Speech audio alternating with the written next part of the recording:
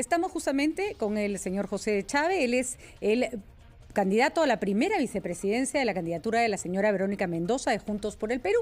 Y acabamos de ver que la señora Verónica Mendoza está cerrando su campaña en su Cusco natal, de una manera bastante alegre, por cierto. Eso está muy bonito. Señor de Chávez, ¿cómo está? Muchísimas gracias por acompañarnos esta tarde en RPP.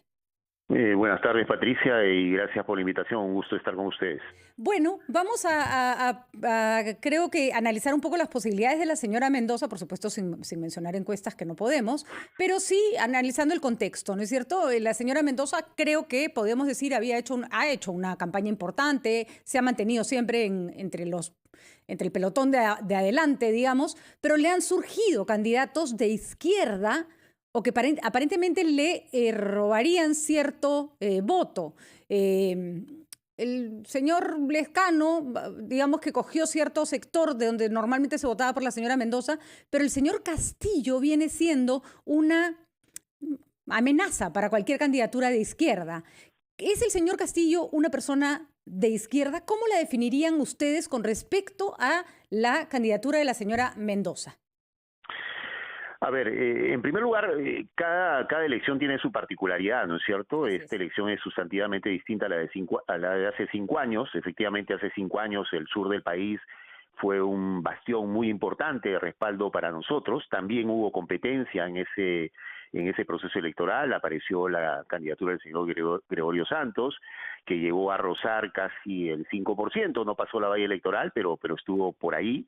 Y bueno, en esta elección, sin duda, digamos, hay otros competidores que los miramos con respeto, pero bueno, la tarea nuestra es hacer nuestro trabajo, ¿no? Y por supuesto miramos a los contrincantes, al señor Castillo y a otros contrincantes. Y por supuesto, nuestra principal tarea es convencer que tenemos una propuesta sólida, tenemos una candidatura sólida, y tenemos al mismo tiempo un equipo sólido, ¿no? Yo creo que esa también es una diferencia entre nosotros y el resto, ¿no? No solamente es la candidata la que por supuesto es la vocera principal, pero tenemos un equipo bastante sólido, tanto de plan de gobierno como también en la misma fórmula presidencial y en el Congreso, por supuesto, ¿no? Ahora, el discurso del señor Castillo, simplemente para hacer una comparación, es bastante menos institucionalista que el de la señora Mendoza, en la medida en que plantea, ¿no es cierto?, no cambio de constitución, sino cierre del Tribunal Constitucional, en fin, una serie de medidas que pretenden claramente apelar a una democracia directa, no a una democracia representativa, más o menos poner todo en las manos del pueblo para que el pueblo decida vía referéndums. Pero en su discurso económico no plantea ninguna tara contra la empresa extranjera, contra la extracción de minerales.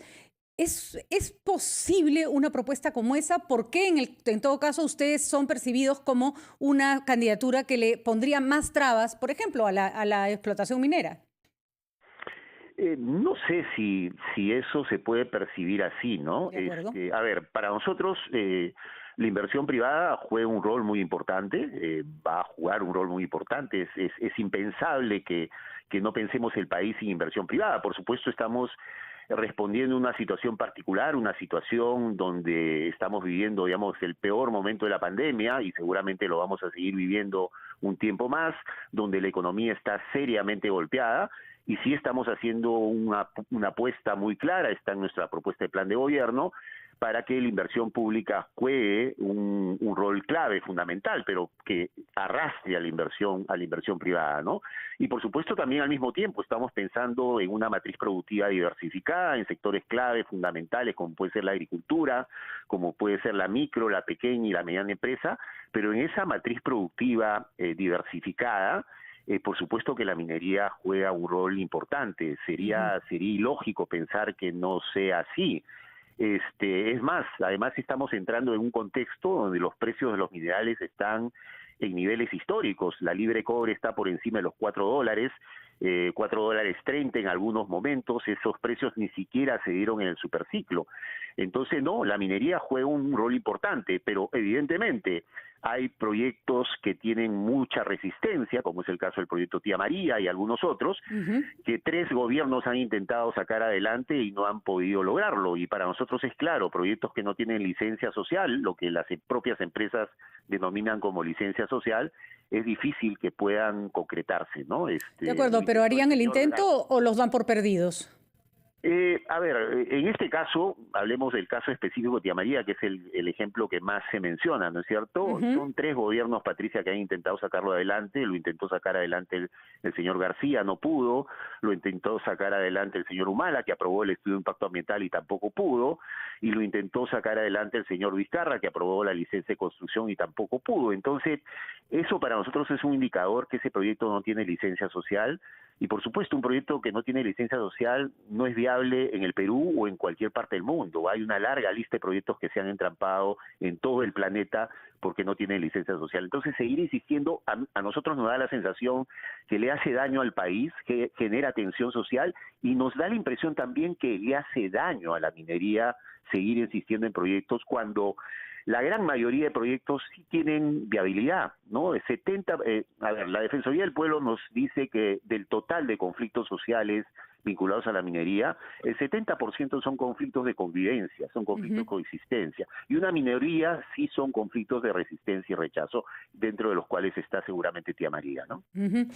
De acuerdo, entonces hay ciertos proyectos que en las perspectiva de ustedes no tienen viabilidad. Es un poco triste pensar que no van a hacer el intento, porque un gobierno distinto, un gobierno que no se percibe como un gobierno que está del lado más de la empresa que de la gente, podría equiparar la cancha. Por ejemplo, el señor de Soto, simplemente por contrastar propuestas, ¿no es cierto? Siempre ha dicho que en la medida en que las comunidades tengan título de propiedad y sean dueños de sus tierras y que además esté bien catalogado el espacio en el que se genera la extracción minera, como ocurre en otros países, se negocia de igual a igual, ¿no? Acá el Estado a veces, no sé, pues da concesiones que abarcan poblaciones enteras y sin siquiera preguntarles, ¿no? ¿No sería mejor buscar más bien ese tipo de mecanismos? ¿Por qué renunciar a que el Estado pueda equiparar la cancha?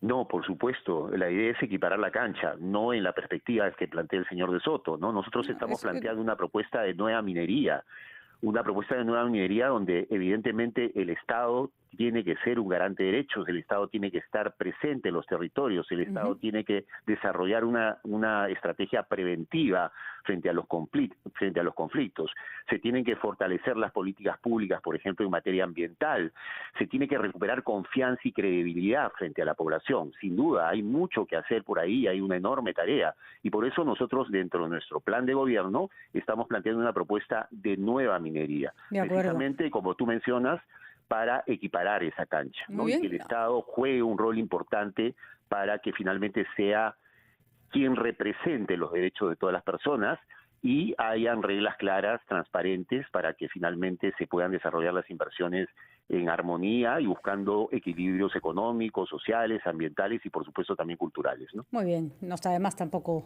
analizar los términos de propiedad para que las negociaciones estén justas sin necesidad de abrazar las propuestas de De Soto, por supuesto. Muchísimas gracias y muchísima suerte. Un último detalle rapidito. ¿Qué le diría en una frase a la gente que vota el domingo para que elija a Verónica Mendoza? Bueno, yo creo que en estas últimas semanas claramente se han visto a todas las candidaturas, se pueden identificar qué candidatos plantean propuestas concretas, debidamente fundamentadas, quienes dialogan con sus planes de gobierno y no lo contradicen como muchas candidatas, quienes van cambiando sus versiones, y en ese sentido creo que nosotros tenemos una candidatura muy sólida, con planteamientos debidamente fundamentados, estamos muy cohesionados con nuestro plan de gobierno, no nos contradecimos y por lo tanto convocamos a toda la población para que marque las 3 JPs para que tengamos una alternativa distinta, de cambio serio, de cambio responsable. Muy bien, señor de Chávez, suerte. Entonces veremos qué pasa el domingo. Son las 1:29. Hemos hablado con el representante a la primera vicepresidencia de la candidatura de la señora Verónica Mendoza, que en este momento cierra su campaña electoral en su Cusco natal. Vamos a una pausa. Regresamos.